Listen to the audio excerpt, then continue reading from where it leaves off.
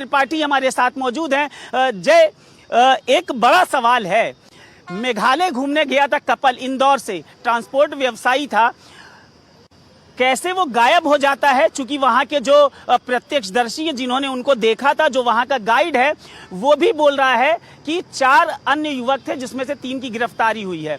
हालांकि उसको कुछ पता नहीं है ज्यादा, वो जितना वो देख सकता था, क्योंकि हिंदी में बात कर रहे थे वो लोग, और वहां के जो नागरिक हैं वो आमतौर पर हिंदी समझते नहीं है। एक बड़ा विषय है मेघालय के लिए भी, क्योंकि जो टूरिस्ट जाते हैं, और इस घटना की गंभीरता को इस हिसाब से समझा जा सकता है कि मेघालय के जो मुख्यमंत्री हैं उन्होंने एक्स पर पोस्ट किया है और इस पूरे घटना की जानकारी दी है कि कैसे सोनम को पकड़ा गया, कैसे वहां पे क्या घटनाक्रम था।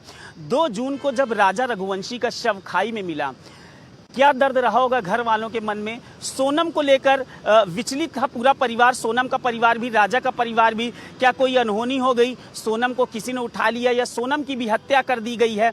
ये सभी बात जो है, इस पर पेंच फंसा हुआ था। लेकिन सोनम की जो बरामदगी है वो एक बड़ा विषय अब खड़ा करती है। आखिर क्या बात है, क्या लगता है कि क्या मोड़ आ सकता है इसमें?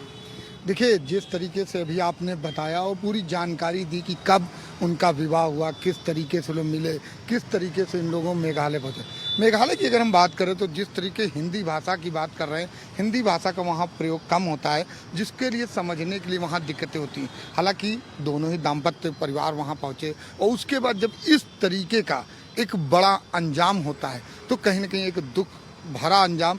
और हम बात करें तो चाहे राजा के घर की बात करें या हम सोनम के घर के, लोग परेशान नजर आए इस तरीके के इतना बड़ा हादसा। लेकिन उसके बाद से अगर हम बात करें, जिस तरीके से वर्तमान स्थिति में अभी हम देख रहे हैं गाजीपुर में जो है सोनम की बरामदगी हुई है, और बरामदगी के बाद लगातार चर्चा। पुलिस का क्या कहना है? पुलिस, चूंकि अमिताभ यश एसटीएफ चीफ और एडीजी लॉ एंड ऑर्डर, उनका भी ये कहना है कि चूंकि विधिक कार्रवाई जो है वो मेघालय पुलिस द्वारा ही की जाएगी। अगर अब तक के हम घटनाक्रम को पूरा अगर समझे जाए तो देखिए, 20 मई को राजा रघुवंशी और उनकी पत्नी सोनम मध्य प्रदेश के इंदौर से असम के लिए रवाना होते हैं। 23 मई को ये जोड़ा एक मंदिर में दर्शन करता है, और दर्शन के बाद से ही ये इनका मोबाइल जो है वो बंद हो गया है। 23 मई के बाद 24-25 मई को इनका परिवार इनको जब लगातार 2 दिन फोन करता है और फोन लगातार स्विच ऑफ बताता है, उसके बाद परिवार जो है वो पुलिस के पास पहुंचता है।